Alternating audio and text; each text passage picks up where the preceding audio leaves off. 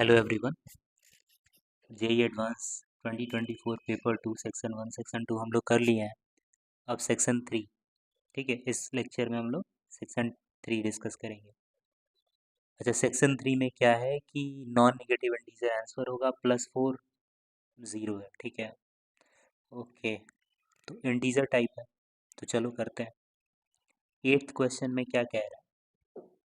Question number 8 में कह रहा है f of r to r, so we have been given a function, ठीक है, f of r to r, f of x plus y is equal to f of x plus f of y, and ये जो function है वो r to r है, ठीक है। Okay, और दूसरा फंक्शन है r टू 0 से इन्फिनिटी, मतलब इसका रेंज पॉजिटिव है, ठीक है। और g ऑफ x फंक्शन ऐसे डिफाइन किया गया है, ये दोनों वैल्यूज दी गई हैं तो इनका वैल्यूज निकालना है। अगर आपने एनफ प्रैक्टिस किया हुआ है तो ये फंक्शन देख के आप बता देंगे कि कौन सा फंक्शन है, ठीक है। ऊपर वाला function f of x is equal to k x, ठीक है, ये f of x plus y is equal to f of x plus f of y की कंडीशन को फुलफिल करेगा ये वाला फंक्शन, ठीक है। तो ठीक है, और फिर के का वैल्यू कहाँ से निकाला जाए, तो के का वैल्यू ये वैल्यू दिया गया है ना कि एफ ऑफ -3/5 कितना दिया गया है 12, तो एफ ऑफ इस फंक्शन के अकॉर्डिंग एफ ऑफ -3/5 क्या हो जाएगा, -3k/5 हो जाएगा इज इक्वल टू 12। तो ये 3 4 ज़ा 12 and k will be equal to -20, ठीक है। तो f ऑफ x का वैल्यू कितना हो जाएगा, -20 इंटू एक्स, ठीक है। यहाँ से f ऑफ x की वैल्यू निकल के आ गई। ओके, जब f ऑफ x की वैल्यू निकल के आ गई इसको हटा देते हैं। ओके, अब जी ऑफ एक्स एक्सपोनेंशियल फंक्शन होगा, ठीक है। जी ऑफ एक्स इक्वल टू क्या ले लो, ए पावर एक्स, ये वाले कंडीशन को सेटिस्फाई करेगा। ए पावर एक्स का रेंज भी 0 से इन्फिनिटी रहता है, ठीक है। अब ए कहाँ से मिलेगा, तो इससे ये क्या कह रहा है कि जी ऑफ -1/3 इज इक्वल टू 2, तो जी ऑफ एक्स क्या है, ए पावर एक्स, तो जी ऑफ -1/3 क्या हो जाएगा, ए पावर -1/3 इक्वल टू 2, ठीक है। तो ए का वैल्यू कितना हो जाएगा, 2 का पावर -3, ठीक है। -1/3 उधर जाएगा, 3/-1 हो जाएगा। ओके, 2 पावर -3 इज 1/8, इसका मतलब कि जी ऑफ एक्स हमारे पास फंक्शन क्या आ जाएगा, 1/8 का पावर एक्स, ठीक है।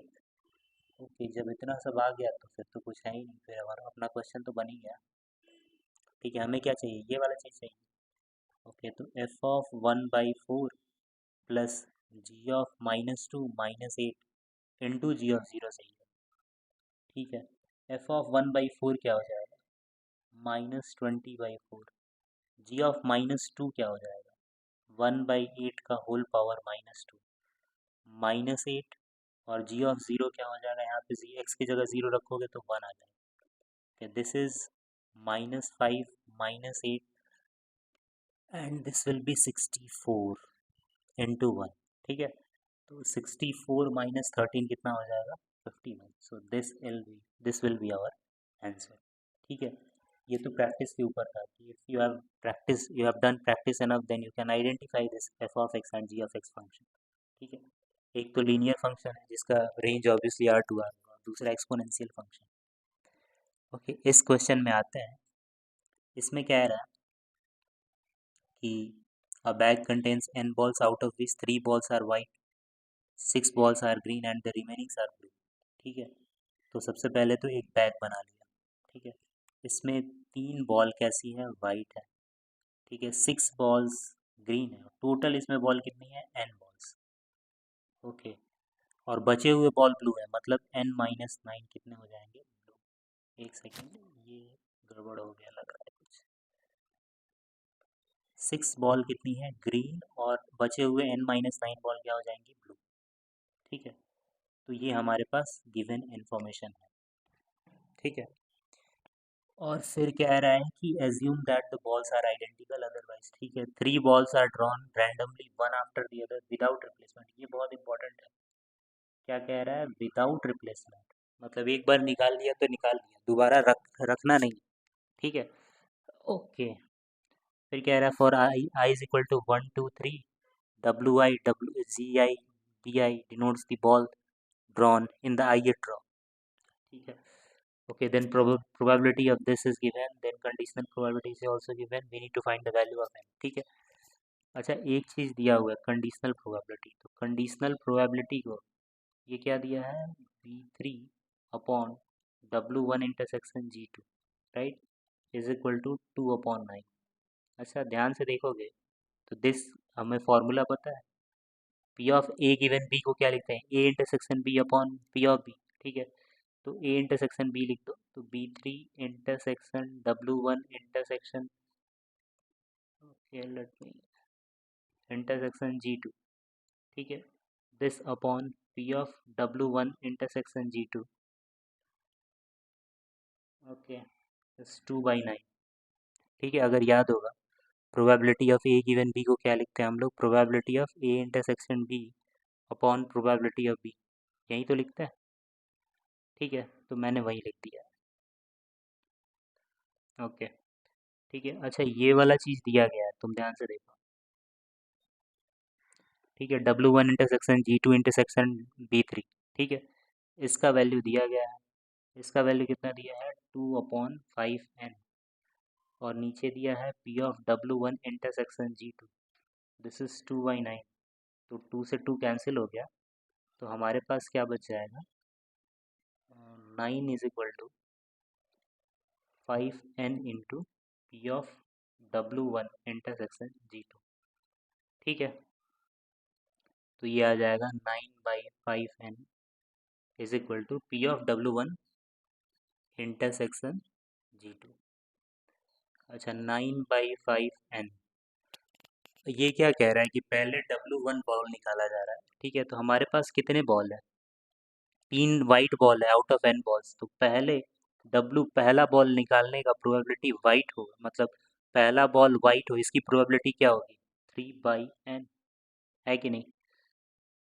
और दूसरा बॉल, एंड इंटरसेक्शन का मतलब एड, दूसरा बॉल क्या निकाला जा रहा है, ग्रीन निकाला जा रहा है, तो दूसरा बॉल ग्रीन हो, इसकी प्रोबेबिलिटी कितनी होगी, अब एक बॉल निकाला जा चुका है, तो हमारे पास टोटल कितने बॉल बच गए, एक तो 2 वाइट बचेंगे, 6 ग्रीन, और n-9 ब्लू, तो ये टोटल n-1 बॉल हो गया.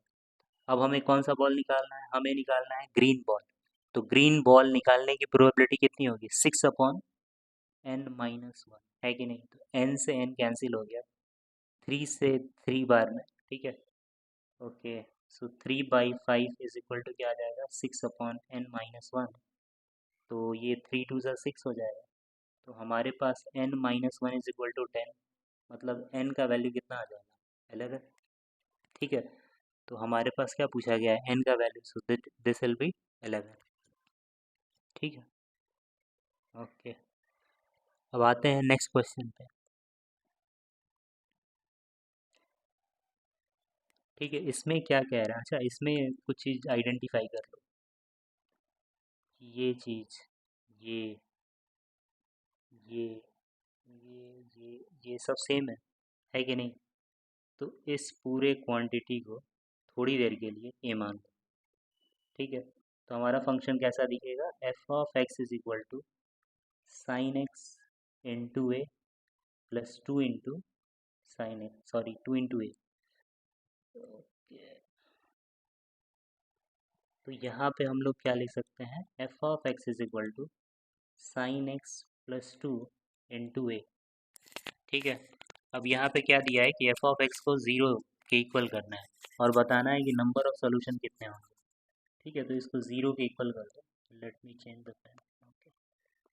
तो जैसे ही 0 के इक्वल करोगे, this will be sine x plus 2 into a is equal to 0, ठीक है. अच्छा, ये क्वांटिटी कभी 0 नहीं हो सकता है, क्योंकि साइन एक्स कभी -2 नहीं हो सकता है, तो इसका मतलब क्या होगा कि एक ही पॉसिबल वैल्यू है 0 होने का, that is a equal to 0, और ए का वैल्यू क्या है, ए का वैल्यू है, ओके, एक्स का power 2023 plus 2024 x plus 2025 upon क्या है, अपॉन है x square minus x plus 3, और इधर है ई का पावर पाई एक्स, ओके. इतना बड़ा क्वांटिटी, अच्छा इसका चेक कर लो, इसका डिस्क्रिमिनेंट लेस देन 0 होगा, तो डिस्क्रिमिनेंट लेस देन ज़ीरो होगा, इसका मतलब कि ये कभी ज़ीरो नहीं हो सकता है, कोई फाइनाइट क्वांटिटी होगा तो इसको हम लोग ज़ीरो की तरफ भेज सकते हैं। ई पावर पाई एक्स ये हमेशा पॉजिटिव क्वांटिटी है, तो इसको भी हम लोग ज़ीरो की तरफ भेज देंगे। तो हमारे पास सिर्फ क्या बच जाएगा, एक्स का power 2023 plus 2024 x plus 2025 equal to zero. अब इसका बताना है कि कितने रूट्स होंगे। ठीक है, अगर तुम ध्यान से देखोगे तो x इक्वल टू -1 रखने पे तो ये सेटिस्फाई कर रहा है।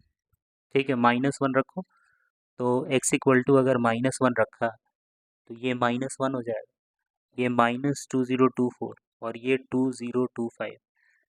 ठीक है, तो एक रूट तो आया, मतलब है इसका आंसर एक ही रूट, बट कैसे पता चलेगा, तो पता कैसे चलेगा इसके लिए हम इस फंक्शन को क्या मान लेते हैं, एफ ऑफ।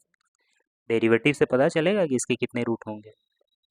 ठीक है, इसका नेचर क्या होगा, कितने रूट होंगे, कैसे पता चलेगा, डेरिवेटिव से। एफ डैश ऑफ एक्स निकालो तो ये क्या हो जाएगा, 2023 इंटू एक्स का power 2022 plus 2024। This is F dash x. Okay, F dash x अब क्या है, ये हमारे पास एफ डैश एक्स आ गया। Okay, and F dash x is always positive. तुम देखो ध्यान से, ये जो है एक्स का इवन पावर है, तो इवन पावर तो पॉजिटिव होगा, तो ये क्वांटिटी पॉजिटिव है और पॉजिटिव में पॉजिटिव ऐड करोगे तो ओवरऑल ये क्या हो जाएगा, पॉजिटिव। इसका मतलब ये ग्राफ हमेशा कहाँ पे है, इंक्रीजिंग। तो इस ग्राफ ये इंक्रीजिंग होगा और सिर्फ एक ही जगह रूट देगा, that is x equal to -1, तो एक ही रूट मिलेगा। ठीक है, तो नंबर ऑफ सॉल्यूशंस कितना हो जाएगा, 1, एक ही रूट आएगा। ठीक है, okay, let me come to next question. इसमें क्या कह रहा है, अच्छा ये भी क्वेश्चन आसानी दिख रहा है कि ये पी वेक्टर है, क्यू वेक्टर है, तो यहाँ पे पी और क्यू रखो, यहाँ पी क्यू रखो, यहाँ पी क्यू रखो, फिर कंपेयर करो, कंपेयर करने से अल्फा बीटा गामा की वैल्यू निकल के आ जाएगी। ठीक है, तो सबसे पहले क्या निकालेंगे हम लोग, 2p प्लस क्यू, फिर p माइनस 2q और p क्रॉस क्यू, और इसको उठा के यहाँ पे रख देंगे। ठीक है, तो चलो निकालते हैं, पहले निकालते हैं 2p प्लस क्यू। ये कितना आ जाएगा, 2 इंटू पी वैक्टर करोगे तो ये क्या आ जाएगा, 4 1, सॉरी 2 से मल्टीप्लाई कर रहा है ना। ओके, 2 2 ज़ा 4, 2 1 ज़ा 2, 2 3 ज़ा 6, पी से 2 को पी से मल्टीप्लाई करो, पता चल जाएगा क्यों आ रहा है। ठीक है, 2 2 ज़ा 4, 2 1 ज़ा 2, 2 3 ज़ा 6, और क्यू वेक्टर इसमें ऐड कर दो तो 1 -1 1। अगर इसको ऐड करोगे तो क्या आएगा, 5, 2 -1 इज 1। ठीक है, एक सेकंड, ब्राइटनेस बहुत ज़्यादा है। 5 1 एंड 6 प्लस 1 कितना हो जाएगा, 7। इसी तरह क्या करेंगे हम लोग, P vector minus 2q vector निकाल लेंगे। तो p वेक्टर कितना है, p वेक्टर है 2 1 3, इसमें से माइनस कर देते हैं 2q वेक्टर, 2 माइनस 2 2। तो माइनस करने के बाद हमें क्या मिलेगा, 2 में से 2 जाएगा 0, 1 माइनस ऑफ -2 मतलब 1 प्लस 2 कितना हो जाएगा, 3। Okay, 3 minus 2 is 1। चलो, अब हमें क्या चाहिए, p क्रॉस q। ओके, तो p क्रॉस q निकाल लेते हैं, तो i j एंड k। ठीक है, p क्या है, 2 1 and 3, and this is 1 -1 and 1। ठीक है, तो ये कितना हो जाएगा, 1 plus 3 which is 4। Again I J K नहीं लिख रहे हैं, ऑर्डर्ड पेयर्स में लिख देते हैं। तो जे वाला कंपोनेंट कितना हो जाएगा, 3 -2 1। ओके, के वाला कंपोनेंट कितना हो जाएगा, -2 -1 -3। कैलकुलेशन गलत हो जाएगा, क्वेश्चन गलत हो जाएगा। ठीक है, तो ये मेरे पे भी प्रेशर है। ठीक है, अभी तक तो ठीक लग रहा है। ओके, अब इन वैल्यूज़ को यहाँ, यहाँ और यहाँ रखते हैं। ठीक है, तो चलो, इधर क्या था, इधर था 15 10 और क्या था 6, और इधर था alpha into 2p plus Q मतलब 5 1 7, फिर beta into p minus 2q तो 0 3 1, फिर गामा इंटू 4 1 -3, यही तो था। ठीक है, अब ये है तो फिर यहाँ से हम लोग निकाल सकते हैं कि 15 10 6 ये कितना हो जाएगा 5 अल्फ़ा प्लस 4 गामा, ठीक है। फिर आ जाएगा alpha plus 3 beta plus gamma, ठीक है। और ये कितना आ जाएगा 7 alpha plus beta minus 3 gamma, ठीक है। इनका वैल्यू निकालना, अब यहाँ से गामा का वैल्यू निकालना है। तो अगर याद होगा आप लोग को तो ये हम लोग डिटर्मिनेंट में पढ़ते हैं, 5 alpha plus 0 beta plus 4 gamma is equal to कितना 15। और ये कितना है alpha plus 3 beta plus gamma is equal to 10। फिर है 7 alpha plus beta minus 3 gamma is equal to 6। तो यहाँ से गामा का डायरेक्ट वैल्यू होगा d3/d। अगर पता नहीं है कि d3 क्या है, d क्या है, या फिर उसको डेल्टा 3/डेल्टा भी कह सकते हो, तो फिर एडवांस का क्वेश्चन क्यों ही कर रहे हो, ठीक है। तो d का वैल्यू कितना हो जाएगा, d मतलब डेल्टा, तो अल्फ़ा बीटा और गामा के कोफिशिएंट्स को लिख दो। तो 5 0 4 1 3 1 7 1 एंड माइनस 3, यही तो हो जाएगा, ठीक है। तो इसको निकाल लेते हैं, -9 -1 -10 -50 प्लस 4 इंटू 1 -21 -20, ठीक है।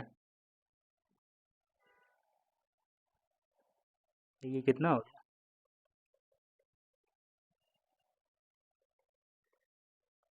-130।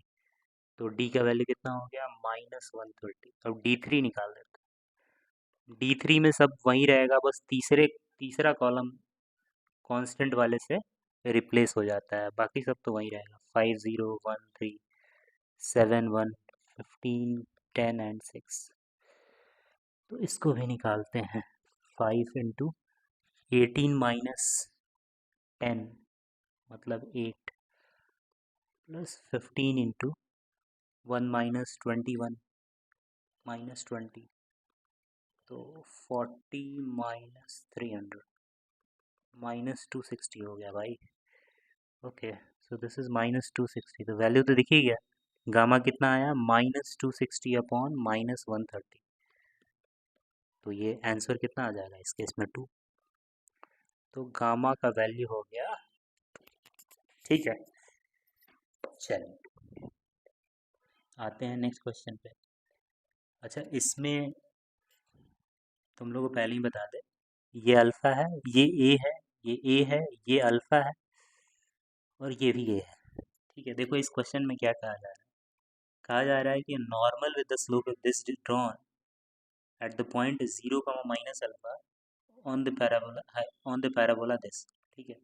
तो देखो ये ग्रीन कलर वाला नॉर्मल है, ठीक है, और जो वॉयलेट कलर वाला है वो पैराबोला है, x² is equal to -4a1। अब ये नॉर्मल कहाँ से पास कर रहा है, 0, माइनस अल्फा से, अल्फा पॉजिटिव है, ठीक है। ओके, तो 0, माइनस अल्फा से पास कर रहा है, और कह रहा है कि let L be the line passing through 0, minus alpha parallel to the directrix of the parabola. Suppose that L intersect the parabola at A and B. Let R denote the length of the lattice rectum, S denote the square of the length of the AB, R is 2S दिया है, 24A का value निकालना है, ठीक है।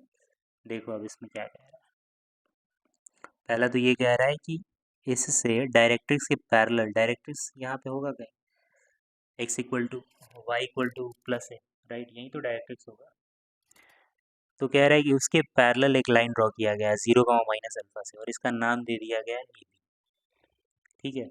और A B के square length को हम लोग एस मान रहे हैं। आर क्या है, आर है लेंथ ऑफ लैटिस रेक्टम, वो कितना होगा, वो हो जाएगा 4a, ठीक है।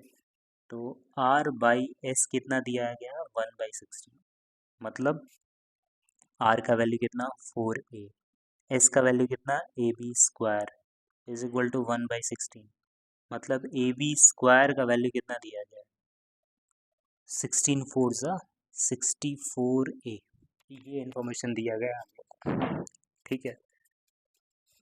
तो हम लोग को बताना है कि a का वैल्यू कितना होगा, ठीक है। चलो अब कुछ कुछ बातें ध्यान रखो। ये जो पॉइंट होगा लेट्स से सी पॉइंट का कोऑर्डिनेट क्या होगा, जनरल कोऑर्डिनेट क्या होगा, वो हो जाएगा तुम्हारा 80² कॉमा -280। रख के देखो सेटिस्फाई कर रहा है कि नहीं। अगर -4a वाई की जगह क्या रखोगे, -280, -280 नहीं -80 रखो। Let me correct. हाँ, देखा जाए कितना आ रहा है। अगर -80 रख रहा है तो ये कितना हो जाएगा, 4a² t²। अच्छा, 80² रखना पड़ेगा, ठीक है, गड़बड़ हो जाएगा। और ये तब हो जाएगा 280, ठीक है। इस तरह से हम लोग मतलब चेंज कर लेंगे। -80² रखने पे वाई का वैल्यू अगर -80² रखोगे तो एक्स कितना आ जा रहा है, 280 आ जा रहा है। तो ठीक है, जनरल पॉइंट अपना क्या हो गया, 280 कॉमा -80²। अब देखो, अब स्लोप ऑफ नॉर्मल दिया गया है 1/√6। अब इस ये काम का चीज़ है। देखो हमारे पास इक्वेशन क्या है, x² is equal to -4ay। Differentiate करो, 2x -4a इंटू dy/dx क्या होता है, स्लोप ऑफ टेंजेंट होता है, ठीक है। तो स्लोप ऑफ टेंजेंट किसके बराबर आ जाएगा, 2x अपॉन -4a, है कि नहीं। अब 2 इंटू एक्स का वैल्यू क्या है, 280, और -4a, 4a से 4a cancel, is equal to -t। ये तो स्लोप ऑफ टेंजेंट है। तो स्लोप ऑफ नॉर्मल क्या होता है, -1/m। तो उस हिसाब से स्लोप ऑफ नॉर्मल क्या आ जाएगा, 1/t, क्योंकि दोनों का प्रोडक्ट -1 होना चाहिए, जो कि यार है। और ये किसके बराबर दिया गया, 1/√6। क्वेश्चन में तो दिया गया है कि स्लोप ऑफ नॉर्मल इज 1/√6। तो यहाँ से t का वैल्यू निकल के आ जाएगा, विच इज़ √6। अब t का वैल्यू निकल के आ जाएगा तो सी वाला पॉइंट निकाल सकते हो। ये क्या है, 280 -80²। यहाँ पे t का वैल्यू रखो तो ये हो जाएगा 2√6a -6a, ठीक है। अब ये पॉइंट निकल के आ गया और हमको स्लोप पता है, स्लोप ऑफ नॉर्मल इज 1/√6। तो क्या हम इसका इक्वेशन लिख सकते हैं, बिल्कुल। तो इक्वेशन ऑफ नॉर्मल लिखते हैं, इक्वेशन ऑफ नॉर्मल क्या हो जाएगा, y + 6a, स्लोप का वैल्यू 1/√6 इंटू x - 2√6a, है कि नहीं। ठीक है, ये क्या आ गया, ये तो इक्वेशन ऑफ नॉर्मल आ गया। अब ये किस पॉइंट से पास कर रहा है, 0, -अल्फा। देखो यहाँ पे ग्रीन वाला लाइन 0, -अल्फा से पास कर रहा है, ठीक है। तो y की जगह y की जगह -अल्फा, x की जगह 0 रखो। तो ये हो जाएगा -अल्फा + 6a 1/√6। x की जगह 0 रखोगे, 0 - 2√6 कितना आ जाएगा, -2√6a ही आएगा। तो ये कैंसिल हो गया, ठीक है। तो अल्फ़ा का वैल्यू कितना आ गया, 8a आ गया। अब ये बड़ा इंपॉर्टेंट था, क्योंकि हमको क्या चाहिए, अल्फ़ा। अब ये जो पॉइंट था, देखो, अब ये जो 0, -अल्फा था, ये था 0, -8a।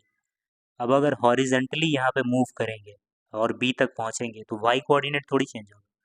तो ये भी क्या रहेगा, -8a, और इस तरफ का भी क्या रहेगा, -8a, ठीक है। तो y का वैल्यू अगर -8a रखेंगे हम इक्वेशन में, तो मुझे x का वैल्यू निकल के आ जाएगा। तो यहाँ पे रखो, x² is equal to -4a into -8a। तो x² का वैल्यू कितना आ गया, 32a²। मतलब x का वैल्यू कितना हो जाएगा, 4√2a, है कि नहीं। मतलब ये आ जाएगा 4√2a, और ये क्या आ जाएगा, -4√2a। मतलब ये जो ए बी का डिस्टेंस हो जाएगा वो हो जाएगा 8√2a, है कि नहीं। और ए बी के स्क्वायर को हम लोग एस माने थे। ए बी का डिस्टेंस कितना आ रहा है, 8√2a। तो 8√2 का स्क्वायर कितना हो जाएगा, एस हो जाएगा। अच्छा, ए छूट रहा है, ए का भी स्क्वायर कर दो भाई। तो ये हो जाएगा 16, मतलब 64 into 2 into a², this will B S. मतलब 128 a² is equal to S, ठीक है। अब आ जाओ यहाँ पे, आ जाओ, देखो ये वाला इक्वेशन ले लो। तो हमें क्या कह रहा था कि ए बी स्क्वायर का वैल्यू कितना था, 64a था ना, 64a। ठीक है, ए बी स्क्वायर कितना था, s था, तो that is 128a square is equal to 64a।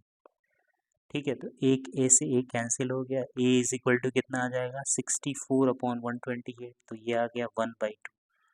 और हमें क्या चाहिए, 24a का वैल्यू चाहिए, तो 24 इंटू 1/2, तो आंसर कितना आ जाएगा, 12 आ जाएगा आंसर। ठीक है, देख लो एक बार ध्यान से।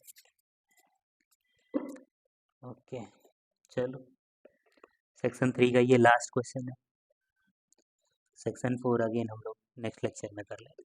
अच्छा, ये वाला देखो, ये क्वेश्चन करने का सबसे आसान तरीका यही है कि हम लोग ग्राफ बनाएं। ठीक है, ग्राफ नहीं बनाएंगे तो फिर प्रॉब्लम होगा। एक चीज़ तो देख लो, कुछ कुछ चीज़ें देख लो। एन यहाँ पे नेचुरल नंबर है, तो एन का वैल्यू 1 रखेंगे। ठीक है, तो एन का वैल्यू 1 रखेंगे तो ये टी का वैल्यू 1 आ जाएगा। तो एफ ऑफ 1 का वैल्यू यहाँ पे एन का वैल्यू 1 रखोगे तो एफ ऑफ 1 का वैल्यू आ जाएगा। और ये तो टी इक्वल टू 1 की बात होगी, और जो टी 1 है, टी जो है वो, अब एन का वैल्यू 1 रखोगे तो ये 1 आ जाएगा, ये 3 आ जाएगा। मतलब जब टी 1 से 3 के बीच में रहेगा तो फंक्शन ये आएगा। ठीक, और टी जब 1 रहेगा तो फंक्शन ये आएगा। ठीक, फिर एन के जगह 2 रखो, तो 2 2 4 माइनस 1 3, और 3 टी इक्वल टू 3 पे फंक्शन ये आएगा। और 3 से 5 के बीच में फंक्शन ये आएगा। तो इस तरह से हम लोग को ग्राफ बनाना है। ठीक है, तो कुछ बनाएंगे उसके बाद पता चल जाएगा ग्राफ है क्या। ठीक है, तो सबसे पहले तो क्या किया मैम ने, एन का वैल्यू 1 रख दिया। एन का वैल्यू 1 रखने से टी का वैल्यू कितना मिला, 1, यहाँ पे रखो, तो टी का वैल्यू 1 मिला। मतलब एफ ऑफ 1 का वैल्यू कितना हो जाएगा, -1 का होल पावर n प्लस 1। यहाँ पे देखो, n प्लस 1, 1 प्लस 1 2 हो जाएगा, 2 इंटू 2, मतलब इसका मतलब ये इसका वैल्यू एफ ऑफ 1 का वैल्यू 2 ही रह जाएगा। एक चीज़ तो पता चल गया कि एफ ऑफ 1 का वैल्यू कितना है, 2। चलो फिर ये तो तब था जब t इज इक्वल टू 1। जब t 1 से लेकर 3 के बीच में रहेगा तो हमारा फंक्शन का वैल्यू क्या होगा, एफ टी। इस केस में अभी n 1 ही है, तो अब ये वाला फंक्शन हो जाएगा। ध्यान दो, अब इसमें n की जगह 1 रखो। अगर यहाँ पे n की जगह 1 रखोगे तो क्या आ जाएगा, 2 plus 1 3, 3 minus T by 2 into F of 1। F of 1 हमने अभी कैलकुलेट किया था, 2 प्लस टी की जगह हमने टी कुछ नहीं रखा है, t minus 1, right, upon 2, n की जगह यहाँ पे 1 रखो, और ये हो जाएगा एफ ऑफ 3। ठीक है, एफ ऑफ 3 का वैल्यू -2 आएगा। कैसे, यहाँ पे एन के जगह 2 रखो, तो 2 2 ज़ा 4 माइनस 1 3, तो एफ थ्री का वैल्यू यहाँ पे एन की जगह 2 रखो, 2 प्लस 1 3, तो ये -2 आ रहा है। ठीक है, तो F3 का वैल्यू कितना आ जाएगा, -2, तो इसका वैल्यू क्या आ जाएगा, 3 minus T by 2 into 2 plus T minus 1 by 2 into -2। ठीक है, तो 2 से 2 कैंसिल, 2 से -2 कैंसिल, तो इसका वैल्यू क्या आ जाएगा, 3 माइनस 2 माइनस टी प्लस 1, मतलब 4 माइनस 2 टी आ जाएगा। ठीक है, ये सब कैलकुलेशन है, 4 माइनस 2 टी, उतना आसान है नहीं है क्वेश्चन। ठीक है, you need to be very careful with the calculations. ठीक है, ओके, थोड़ा सा हटा लिया जाए क्योंकि बार बार हम लोग इसी पे कैलकुलेशन करेंगे। अच्छा, तब तक तुम लोग सोचते रहो क्वेश्चन के बारे में।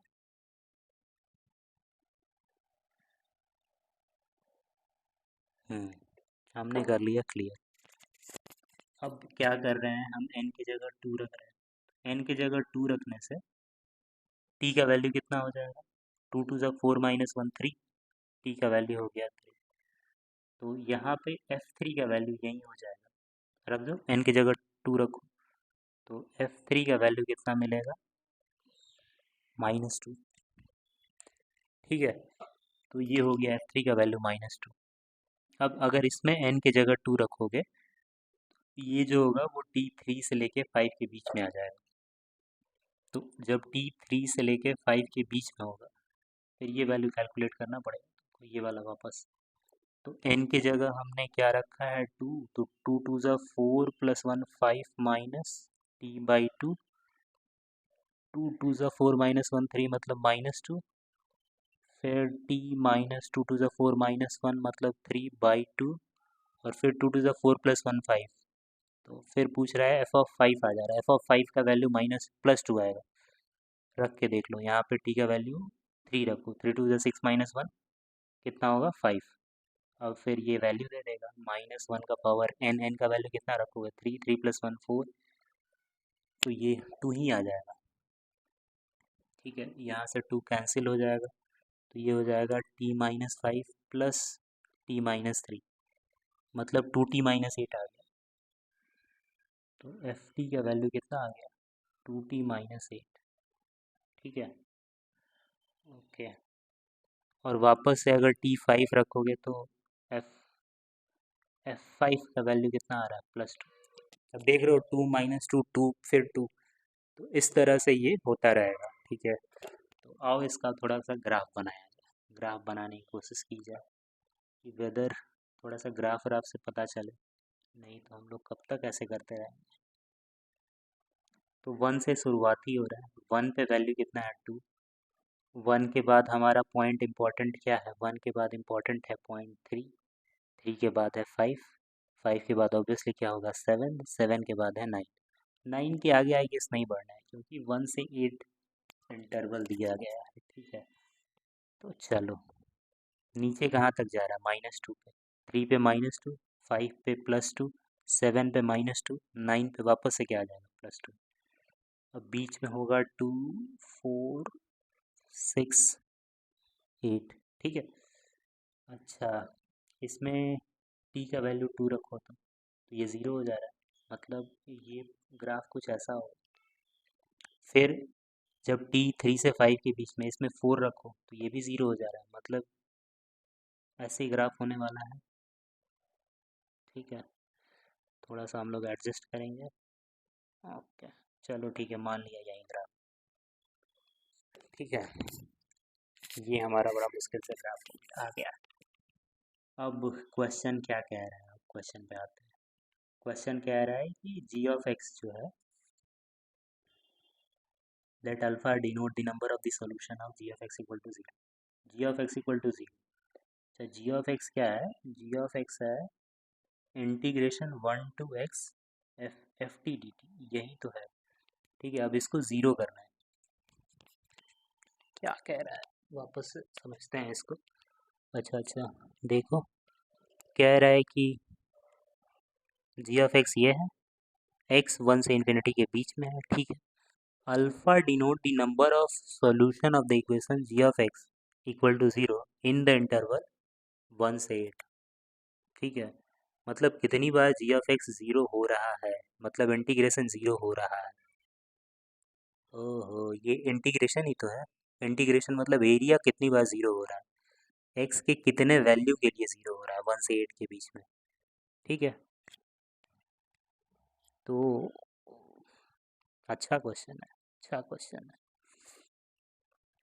अब देखो तुम लोग समझना, जी ऑफ 3 क्या होगा 1 से 3 एफ टी डी टी, यही तो होगा 1 से 3 एफ टी डी टी। ठीक है, तो 1 से 3 में ये ग्राफ देख रहे हो ना, सिमेट्रिकल है। 1 से 3 में जितना ये पॉजिटिव होगा उतना ये निगेटिव हो जाएगा, तो 0 हो जाएगा। ठीक है, तो x इक्वल टू 3 के लिए हमारा जी ऑफ 3 क्या मिल जाएगा 0। अच्छा सिमिलरली 1 से 5, अगर x इक्वल टू 5 रख रहा है, x इक्वल टू 5 रखोगे तो ये एरिया ये एरिया ये एरिया और ये एरिया, राइट। तो ये मान लो कि ये x -x 0 plus x minus x, तो वापस से एरिया 0 हो जाएगा। मतलब x इक्वल टू 5 के लिए भी हमारा जी ऑफ 5 क्या मिलेगा 0 ही मिलेगा। ठीक है, आ रहा बात समझ में। उसी तरीके से अब तुम लोग समझ गए होगे कि अगर x इक्वल टू 7 रख दे तो भी 0 आएगा। क्यों, क्योंकि यहाँ तक तो 0 आ रहा था, ये 6 और 7 वापस से जितना ये एरिया होगा उतना ही ये एरिया होगा, इधर वाला तो 0 है। ठीक है, 6 और 7, x इक्वल टू 7 पे भी हमारा जी ऑफ 7 कितना आएगा 0। ठीक है, चलो और 8 के आगे जाना नहीं है, तो पॉइंट तो 3 है क्योंकि 1 से इंटीग्रेशन कर रहा है, तो 3 पॉइंट है। ठीक है, तो इस केस में क्या कह रहा है, alpha denote the number of the solution, तो अल्फा हमारा कितना आ गया, अल्फा 3 आ गया, क्योंकि 3 एक्स की जगह तुम चाहे 3 रखो, 5 रखो, 7 रखो, हमारा एरिया क्या आने वाला है, 0। तो अल्फा का वैल्यू हो गया 3। अब देखो, अब क्या रहा है, beta is equal to g of x minus 1 limit x tends to 1 plus. ठीक है, इसका वैल्यू चाहिए, और जी ऑफ एक्स हमारा क्या है, जी ऑफ एक्स है हमारा ये। ओके, जी ऑफ एक्स हमारा है इंटीग्रेशन 1 से x F T D T. ठीक है, लिमिट जरूर लगा दो। अब क्या करो, डिफ्रेंशिएट कर दो, क्योंकि जी ऑफ 1 0 होगा। ठीक है, 1 से 1 इंटीग्रेशन होगा, तो limit x tends to 1 plus, ऊपर हो जाएगा जी डैश ऑफ एक्स और नीचे हो जाएगा 1। जी डैश ऑफ एक्स क्या होगा, एफ ऑफ एक्स होगा, तो एफ ऑफ एक्स, अब एक्स की जगह 1 रखो, तो एफ ऑफ 1 का वैल्यू कितना है, एफ ऑफ 1 का वैल्यू 2, तो ये अपना बीटा हो गया। ठीक है, तो बीटा का वैल्यू कितना हो गया, 2, और अल्फ़ा का वैल्यू कितना हो गया, 3, और हमें क्या चाहिए था, अल्फ़ा प्लस बीटा, तो 2 प्लस 3 कितना हो जाएगा, 5। ठीक है, थोड़ा कठिन क्वेश्चन है, बट ठीक है, एडवांस का पेपर अगर कठिन नहीं होगा तो फिर किसका पेपर कठिन होगा, है कि नहीं। ओके, आई होप आप लोगों को समझ में आया होगा। Thank you.